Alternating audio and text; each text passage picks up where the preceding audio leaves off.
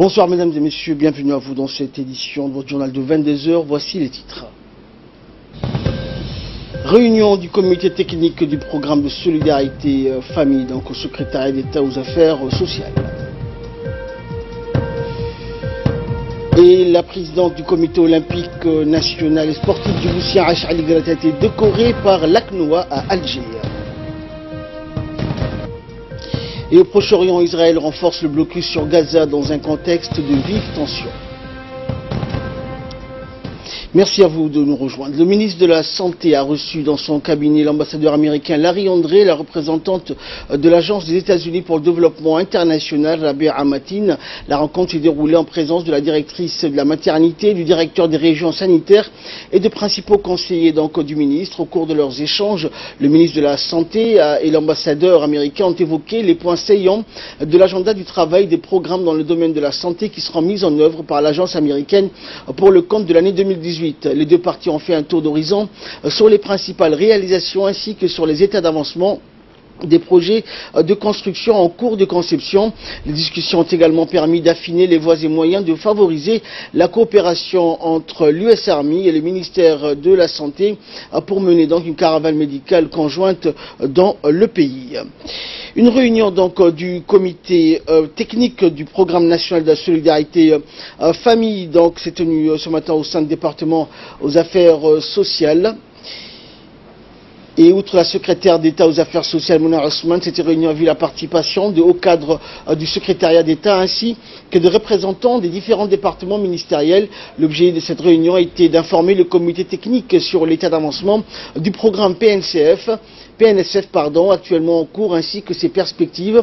Le programme national de solidarité famille prend tout son sens dans le cadre d'une stratégie efficace à moyen et long terme pour accroître la résilience des communautés locales et prévenir les futures crises de subsistance et de vulnérabilité des populations.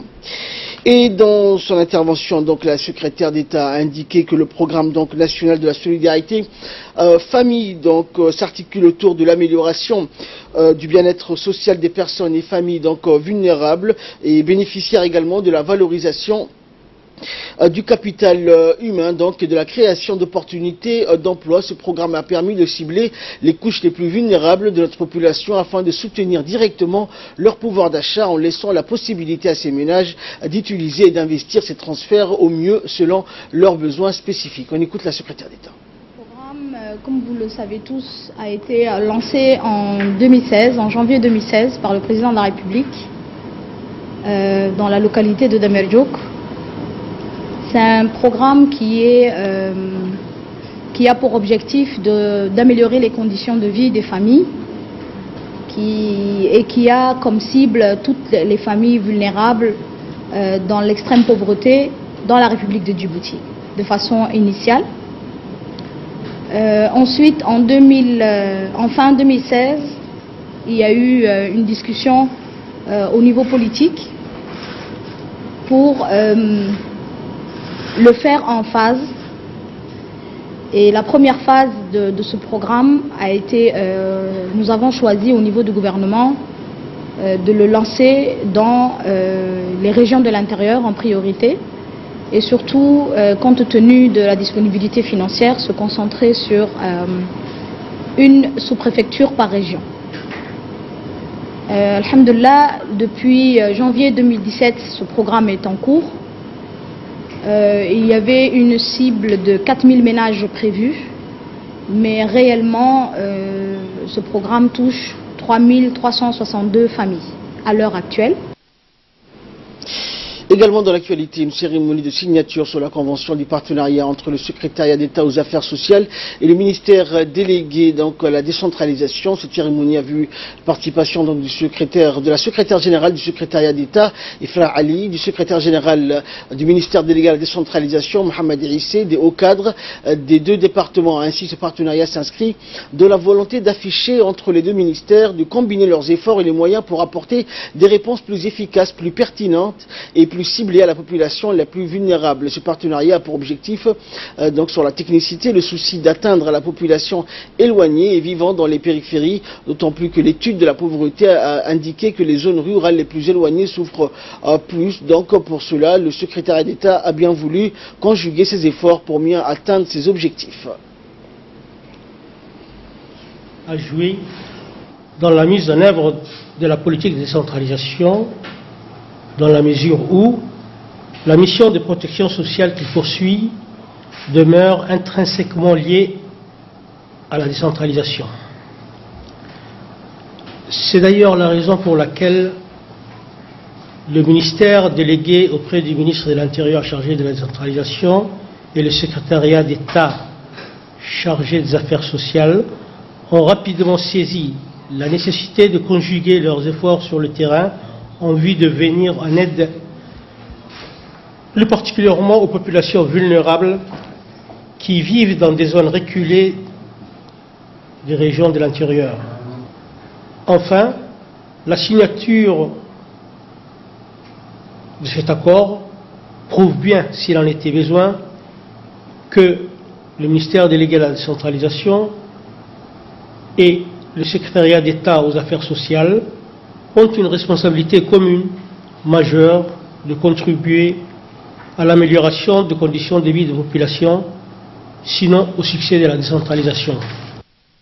Et pour sa part, la secrétaire générale du secrétariat d'État aux affaires sociales, Ifra Ali, a exprimé son immense joie de participer à cette cérémonie de signature d'une convention cadre de partenariat entre le ministère délégué à la décentralisation et le département qu'elle représente. On l'écoute.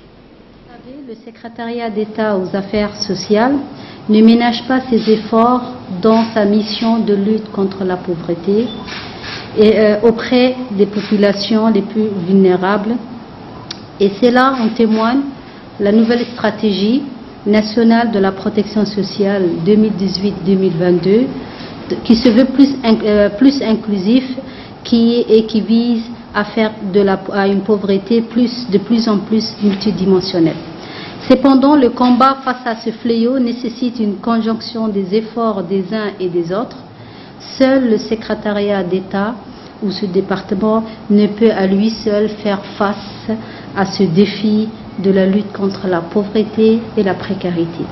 D'où l'intérêt de multiplier des partenariats stratégiques, dont celui aujourd'hui dont nous sommes réunis, qui est avec la décentralisation. Ainsi, ce partenariat s'inscrit dans cette volonté affichée entre nos deux ministères de combiner nos efforts et nos moyens pour apporter des réponses plus efficaces, plus pertinentes et plus ciblées à la population les plus vulnérables qui ne cesse d'être influente. Donc cette convention constitue véritablement un challenge et une opportunité en même temps pour nos deux départements, la décentralisation et de l'autre côté les affaires sociales. Ce partenariat sera l'occasion aussi de renforcer le pragmatisme politique de notre pays. Nous sommes en pleine période d'été. La canicule et le vent poussiéreux donc envahissent les rues et l'atmosphère de la ville de Djibouti. L'horizon reste cependant flou et invisible à cause des poussières. Les vents poussiéreux donc sont causés par des fortes pluies dans les pays limitrophes et la chaleur augmente donc de façon considérable. Et le directeur général par intérim de l'Agence nationale de la météorologie, Haider Mohamed, a fait une déclaration afin de prévenir les populations et de sensibiliser donc pour rester bien vigilants cette période d'été. Le directeur général par intérim donc a ainsi indiqué que les marins ne doivent pas trop s'éloigner des côtes car ils seront confrontés à des vagues qui peuvent leur causer d'énormes soucis. On l'écoute.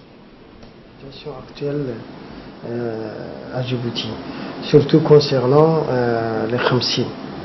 Donc n'oubliez pas que nous sommes dans les périodes de Khamsin, nous sommes en été, donc en été souvent les Khamsin, les régimes du vent est dominant en surface et toujours du côté d'ouest.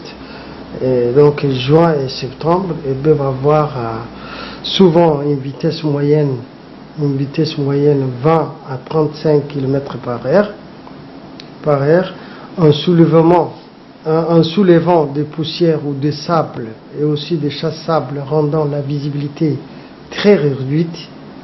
En général, les phénomènes, ça dure entre 20 et 40 jours. Ça se passe entre le mois de juin et le mois d'août, jusqu'à première décade, le mois de septembre. Donc la température maximale extrême, c'est 45 degrés 8, c'est presque 46. Donc la situation aujourd'hui est toujours comme il pleut dans les régions, par exemple les pays voisins, surtout dans les régions d'Éthiopie, de Redawa et toutes ces régions-là.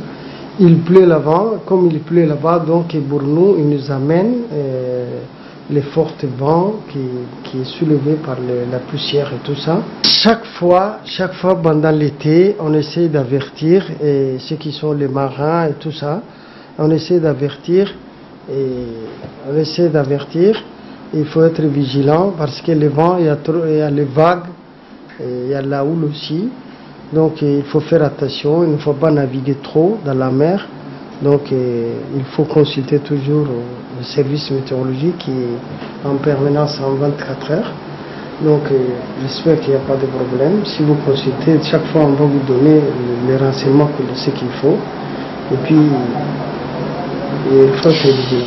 En nouvelle nationale, toujours, dans le cadre de la révision des curricula de l'enseignement fondamental, un séminaire de réflexion autour des compétences de vie et le numérique s'est déroulé donc jeudi dernier au centre de formation des enseignants de l'enseignement fondamental. Le ministère de l'Éducation nationale a lancé donc les travaux de ce séminaire auquel participent de nombreux inspecteurs de l'éducation nationale et des cadres du CRIPEN. Ce séminaire est organisé dans le cadre de la révision du curricula pour mener des réflexions autour des voies et moyens d'intégration dans les curricula des compétences jugées essentielles, à savoir les compétences du XXIe siècle, l'introduction des TIC.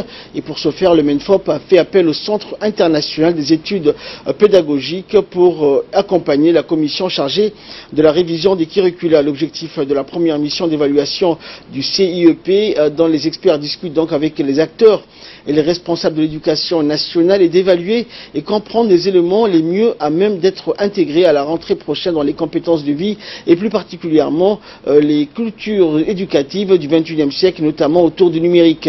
Le séminaire organisé en conférence plénière et en atelier thématique lors des travaux de groupe au terme de cette première semaine. Une seconde mission du CIEP est prévue pour entamer le travail d'élaboration des compétences du XXIe siècle qui seront au cœur des programmes scolaires.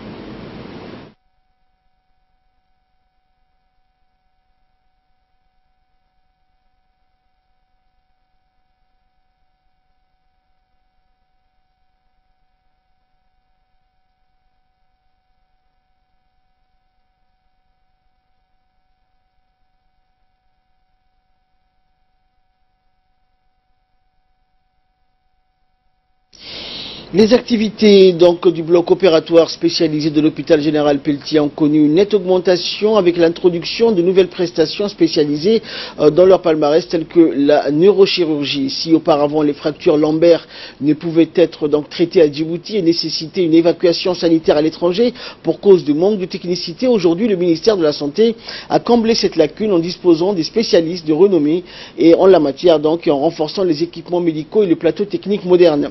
En effet, le neurochirurgien Dr Dianka et son équipe sont à pied d'œuvre chaque jour pour sauver et soigner donc des patients de tout âge atteints de fractures lombaires, de malformations de la colonne cérébrale, d'hydrocéphalie, d'hernie discale ou encore tout autre type de pathologie neurologique. Cette nouvelle stratégie vise à prodiguer des soins hautement qualifiés sur place pour répondre efficacement aux besoins sanitaires de la population djiboutienne en prestations spécialisées de qualité et à moindre coût. Donc après 6 heures, avec un déficit moteur, on ne peut plus rien lui garantir. On ne peut plus lui garantir une amélioration ou une récupération de son déficit. Donc le temps de l'évacuer à l'étranger, donc on serait au-delà des 6 heures. Donc on a maintenant la chance de pouvoir opérer ces patients, qu'ils aient un déficit ou pas. Et si malheureusement les patients qui ont des déficits, on peut facilement les opérer dans les 6 heures qui vont suivre le traumatisme. La Société nationale de télécommunications Djibouti Télécom poursuit ses activités et s'étend sur tout le territoire national, et comme ici donc à Tadjoura, cette région du nord du pays qui s'étend sur une superficie de 7500 km² pour une population estimée à 86 704 habitants. Le chef-lieu de la région s'étend lui sur 3 km² et 45 000 personnes y vivent. Et pour répondre donc aux besoins des Tadjouriens, Djibouti Télécom a mis en place 5 grandes antennes de postes de télécommunications en réseau fonctionnel 24 heures sur 24 et 7 jours sur 7. Ces antennes donc sont situées notamment au Daï, Randa, Moussa Ali et enfin 2 antennes dans les chefs-lieux. Pour illustration, le poste antenne donc du village de Daï est composé de la radio GSM RPS, de la centrale de transmission, du réseau WiMax, de la couverture de la téléphonie rurale et radio CDMA et les antennes et fibres pour la connexion internet 2G et 3G, la centrale 4G étant en phase de finition. La ville de Tadjoura est en perpétuel donc changement et des constructions et des chantiers sont en cours. Ainsi, Djibouti Télécom donc a mis 2 agences dans le chef-lieu afin de satisfaire les clients sur place. Une vingtaine d'agents donc travaillent dans ces agences. Et les plus hautes autorités donc de la région de Tadjoura se disent satisfaites du travail accompli par Djibouti Télécom.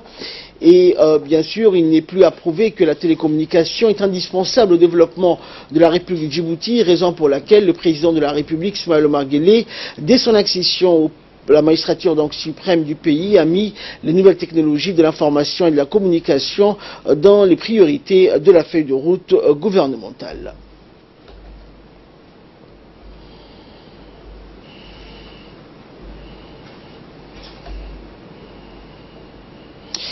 L'année 2018, donc notre pays a été distingué, rappelons-le, comme étant la capitale mondiale du tourisme et culture grâce à ses nombreux atouts dans ces domaines. Djibouti donc, un territoire qui présente beaucoup de traces volcaniques et ceci est un atout majeur pour attirer le maximum de touristes. Territoire donc côtier, bordé par les frontières avec l'Éthiopie et la Somalie. Djibouti donc présente plusieurs lieux paradisiaques favorables au tourisme international. Le tourisme donc qui est un élément nécessaire pour faire fonctionner le budget du pays et plusieurs centaines de personnes y profitent également. Les atouts que présente Djibouti donc au niveau touristique sont innombrables, avec des plages paradisiaques telles que le Sable Blanc, les 7 Frères, mais aussi le lac Assial, un lieu unique en son genre de par le monde qui se trouve donc à moins 153 mètres en dessous du niveau de la mer. Les activités touristiques donc, bien qu'elles ne sont pas investies énormément par donc les départements concernés, restent néanmoins essentiels pour générer plusieurs activités génératrices de revenus qui permettent donc de subvenir aux besoins de la population rurale qui habite donc sur les alentours de ce site touristique. Les touristes, eux, sont éblouis par les charmes des sites touristiques de Djibouti tels que les Alols ou le mont Gouda, la localité de Randa, et aussi le mont Mabla, connu pour sa douceur du climat qui présente une diversité donc en faune et en flore bien particulière. Djibouti reste confiant de ses potentialités touristiques et le gouvernement compte bien y investir pour augmenter sa croissance et trouver des opportunités d'emploi pour les jeunes djiboutiens.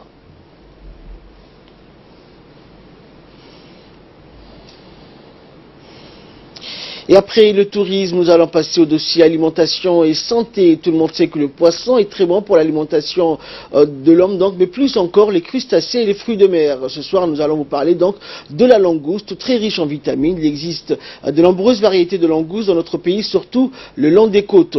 L'homme doit prendre bien soin de sa santé. La santé permet donc à toute personne de réaliser des efforts et des projets, car sans la santé, l'homme effectivement ne peut rien faire. La langouste donc est un élément très important. C'est un crustacé marin donc qu'on peut trouver dans les endroits à température élevée et caillouteux. Il existe plusieurs types de langoustes qui ont donc une utilité capitale pour la santé de l'homme. Riche en vitamines donc nutritionnelles. Il contient aussi des protéines favorables contre les maladies cardiovasculaires ou encore des vitamines B3, B6 ou encore B12 favorables donc contre les maladies rénales et asthmatiques. On peut effectivement la manger donc langouste avec le repas ou encore grillée. La consommation de la langouste sert essentiellement pour les maladies de peau, fortifie les gencives et les os musculaires et pour la croissance des organismes et facilite également la digestion. Et de là, nous passons donc à ce qui fait la une donc de l'actualité internationale. Mais avant donc, nous allons revenir donc sur les activités donc des Jeux africains de la jeunesse donc réservés aux jeunes ne dépassant pas les 18 ans, sont encore au stade de l'apprentissage, mais cela ne signifie nullement qu'ils n'ont pas reçu leurs premiers échos positifs. La preuve, 8 années après la première édition organisée à Rabat au Maroc, les Jeux sont toujours présents malgré les situations économiques difficiles que connaît le continent. Les jeunes premiers animateurs de ce rendez-vous sont toujours demandeurs et de ce fait, les délégations participantes se font nombreuses et par ricochet, le chiffre des athlètes est en progression. Pour garantir le bon déroulement de ces Jeux d'Alger, l'Algérie n'a ménagé aucun effort. Elle veut offrir les meilleures conditions d'accueil, d'entraînement, d'hébergement et de compétition aux sélections et aux sportifs participants du continent africain. D'importants moyens matériels et humains ont ainsi été déployés dans les deux villes retenues par le comité d'organisation pour abriter les compétitions, en l'occurrence Alger et Tipasa. Cette dernière va abriter donc les athlètes, le staff et les officiels donc des épreuves d'aviron, de canoë et de tir sportifs. Une enveloppe budgétaire très conséquente de 5,5 milliards de dinars a été allouée à ces Jeux. Elle a été destinée donc à la préparation de ces Jeux et à la réhabilitation des infrastructures et installations devant accueillir l'événement. Plus de 20 sites de compétition donc dans l'essentiel est à Alger ont été retenus par le comité donc organisateur pour abriter les épreuves des 3e Jeux africains de la jeunesse. Et le secrétaire d'État à la jeunesse et au sport, Hassan Mohamed Kamil, donc, a félicité la présidente donc, du comité national olympique et sportif djiboutien, Aïcha Ali Garat, qui a été décorée donc aujourd'hui par l'ACNOA et l'actuel président donc Rafah. Et bien sûr, elle a été Mustapha lors de l'Assemblée générale extraordinaire à Alger en marge de ces 3e Jeux africains.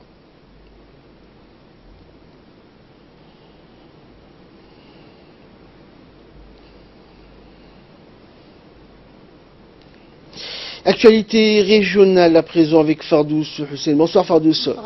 Alors la conférence du Somalia Partnership Forum a officiellement ouvert ses portes hier à Bruxelles, Fardous. Et oui, donc Ahmed, comme vous le dites, cette conférence est ouverte en présence du président somalien, Mohamed Abdullahi Farmajo. Les dirigeants des États fédéraux de la communauté internationale assistent également à cette conférence de 2 jours. Ce forum, Ahmed, se concentre sur le renforcement du soutien alloué donc à la Somalie. Les participants ont donc parlé du soutien et des efforts de la Somalie pour se reconstruire et construire ainsi un avenir plus sûr, plus prospère après des années de conflit. Selon une déclaration donc faite par l'Union européenne qui co-organise ce forum avec la Suède et la Somalie. Cette conférence a été co-présidée par le président somalien Mohamed Abdullahi et le ministre suédois des Affaires étrangères. Et certains dirigeants des États membres fédéraux somaliens ont également rejoint la Belgique pour assister à cette conférence, Ahmed. Et en nouvelle du monde, Fardouche, Israël renforce le blocus sur Gaza dans un contexte de vives tensions. En effet, donc Israël a renforcé encore davantage le blocus sur la bande de Gaza en réaction donc depuis l'enclave palestinienne qui ont provoqué des dommages sur le secteur agricole. 3 jours après la pire confrontation armée entre Israël et le mouvement islamiste Hamas depuis 2014, donc ce renforcement du blocus intensifie la pression sur le Hamas, détériorant encore plus la situation humanitaire déjà précaire dans l'enclave où 80% des 2 millions d'habitants sont tributaires d'une aide selon la Banque mondiale. Rafah, donc l'autre point de passage des biens vers Gaza ouvrant vers l'Égypte, était aussi fermé ce matin, a constaté un journaliste de l'AFP. Il était fermé de manière quasi permanente depuis quelques années. Et en Afrique du Sud, Barack Obama est à Johannesburg pour célébrer donc le centenaire de Mandela. Et oui, Ahmed, l'Afrique du Sud célèbre cette semaine avec l'ancien président Barack Obama en vedette américaine le 100e anniversaire de la naissance de son héros et libérateur Nelson Mandela, incarnation d'un rêve arc-en-ciel toujours inachevé. 5 ans après sa mort, Madiba a gardé son statut d'icône mondiale pour son combat contre le régime raciste blanc de l'apartheid et son message de réconciliation qui a permis au pays de tourner la page en évitant ainsi un bain de sang. Et la crise de migrants, donc l'Espagne dépasse l'Italie en arrivée de migrants par mer selon l'ONU. Et oui, Ahmed, selon l'Organisation internationale pour les migrants, le nombre de migrants arrivés en Europe par la Méditerranée cette année a franchi la barre des 50 000, soit 2 fois moins qu'en 2017. Selon l'OIM, 1 443 sont morts ou portés disparus en Méditerranée depuis janvier. Au total, 18 016 migrants sont arrivés en mer en Espagne depuis le début de cette année, contre près de 6 500 sur la même période en 2017. Selon les statistiques de l'agence spécialisée de l'ONU, environ 3 000 autres migrants irréguliers sont par ailleurs arrivés en Espagne via la Ceuta, Melilla, enclave espagnole située au nord du Maroc. En Italie, les arrivées par mer se sont élevées à 17 827 depuis janvier, alors que le pays en avait reçu 93 237 sur la même période en 2017. Et enfin, Fardous, donc l'Union européenne et le Japon ont signé un accord historique de libre-échange. Et oui, Ahmed, cet accord a été signé à Tokyo pour un ambitieux accord de libre-échange qui se veut un message puissant contre le protectionnisme de Donald Trump. Aujourd'hui marque donc un jour historique alors que nous célébrons la signature d'un accord commercial extrêmement ambitieux entre les deux pays, donc grandes nations, de grandes économies du monde, ont déclaré le Premier ministre Shinzo Abe et le chef de la Commission européenne Jean-Claude Juncker dans un communiqué publié à l'issue de la signature de ce texte. Merci Fardous, c'est la fin de ce journal. Merci à vous de nous avoir suivis. Excellent suite de programme sur Télé Djibouti.